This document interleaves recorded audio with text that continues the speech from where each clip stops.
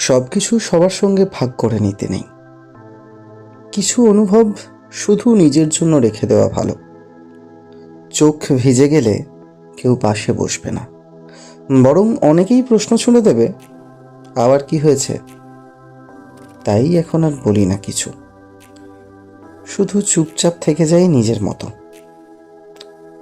কখনো মনে হয় কাউকে বলি আজ খুব ভেঙে পড়েছি, কিন্তু সাথে সাথেই মনে পড়ে যায় যারা শুনবে তারা বিচার করবে, তাদের কাছে কষ্ট হয়ে যাবে অভিযোগের গল্প।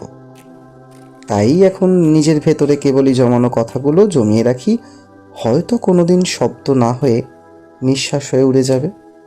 মনটা খারাপ হলে জানালার ধারে বসে থাকি, হাওয়া এসে শরীর স্পর্শ করে, মনে হয় কারো স্নেহ ছুঁয়ে গেছে।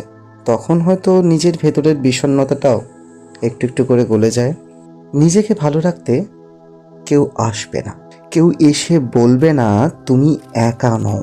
তাই নিজেকেই নিজের পাশে থাকতে শিখতে হবে, কারণ এ পৃথিবীতে সবচেয়ে বেশি প্রয়োজন নিজের সঙ্গে নিজের বোঝাপড়া।